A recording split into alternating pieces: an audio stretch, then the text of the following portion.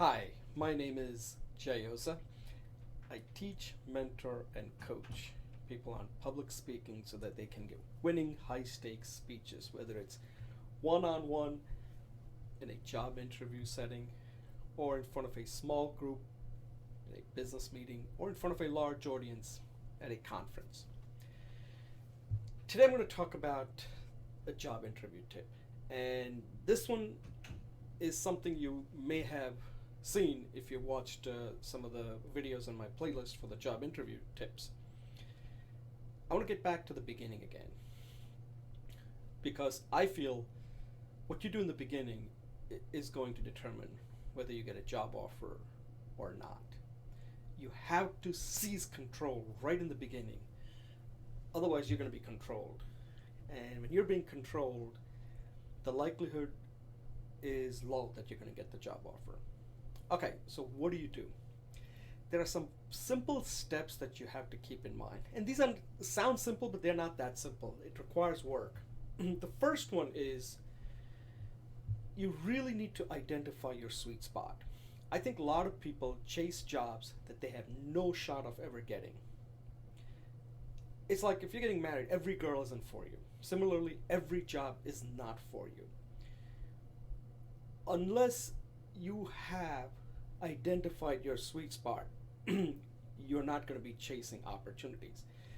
Now, having said that, you can change this if there is no competition. So, like for example, if there's a referral of some sort and somebody says, hey, there's a job opening, and you say, well, I'm not sure if I'm a good fit, I'm not sure if it fits into my sweet spot, and say, hey, listen, they still like to talk to you. When there's no competition, you may want to explore to see if you can somehow create that sweet spot for them based on what you have. But that's work, and that's the only time I would say do it. But when you're applying, you got to know your sweet spot. Real solid. Okay, let's say you have done that. You know your sweet spot. If I wake you up at 3 o'clock in the morning and I ask you, what is your sweet spot? You'll be able to spit it out and give me three things or maybe five things. Okay, so we have that set. When you're applying for a job, you need to identify the employer's sweet spot. Now, this can happen through their requirements doc, but then you need to validate it with a recruiter, and at some point you need to validate with the hiring manager when you're getting on that first call. What is their sweet spot? Because if you don't know their sweet spot, then you can't do number 3. Now, number 3, you can do it before you get on the phone with the hiring manager, but it's kind of tentative because you haven't talked to him not face to face, on the phone, or perhaps even face to face if the employer happens to be nearby. The third step is the mapping. You need to map your sweet spot with the employer's sweet spot. And this, believe it or not, has to be a tight fit. It can't be like, it's close, it may not be close. Because remember, these are the jobs you're applying, they don't know you, so they probably have lots of candidates, and you're trying to, basically the only thing you know at this point without even talking to them is whether your sweet spot maps to their sweet spot. Okay, let's say it does. Let's say it's 80% there.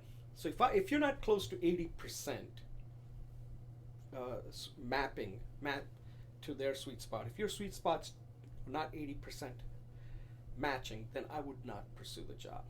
You can even go down as low as maybe 75% or 70%, but not below that. So 70-75% would be the lowest you want to go. But let's say you meet that. 3/4 of it is a match. And one thing is not, okay, that's good enough.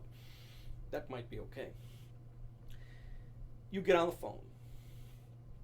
And now you need to validate it. You tell them about your sweet spot and ask them, what is your sweet spot? This is how I understand your sweet spot is. Is it correct? Can you confirm that? What do you think? And they'll tell you the same. And you ask them, so here's my background. Here's what I've done. What do you think?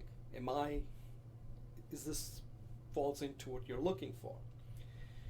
So the whole exercise in that first call is to identify your sweet spot, their sweet spot, and see how well they map. And during the call, as you're validating it, if it looks like there is a match, then you can move to the next step.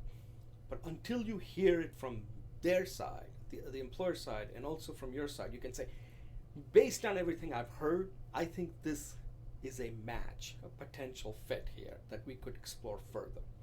What do you think? And if the interviewer says, I believe these are the key things we're looking for, and you have 3 out of 4, let's say, is it worth us pursuing this further so that I'm not wasting your time and I'm not wasting my time? And if the interviewer's hiring manager says yes, then let's get together and get to the next step on how I'm going to add value to your company based on more detail that you're going to provide. And that would be the next step. But this first step is crucial. Until you have that figured out, you really can't even think about the next step. And these are the kind of, this may sound kind of simple and say, well, Jay, this is so obvious. Don't everybody do this? And I would say, no, they don't. They get on the phone and they have no idea whether the position is even the right one for them. They have no idea what they're really even looking for. They have no idea why they're even talking to you. They don't even know what they like about your background. These type of questions shouldn't be mystery. They should be known. If it's not known, you're at a disadvantage and you're not likely to get to the next step. You're wasting your time. So, does this mean you're going to end up rejecting a lot of potential employers? Yes. Unless you just want to practice your interviewing skills. But why do that? The only way you're going to learn is if it's relevant, if you really are out to get a job. There's no point practicing something where you have no chance of getting it. You need to have at least, like I said, if 75% is a match, that based on your assessment is a mapping to their sweet spot, then you definitely need to pursue it. Now, it's unlikely you're going to get 100%. That's just not possible. If it's 100%, then you should really quickly move to the next step.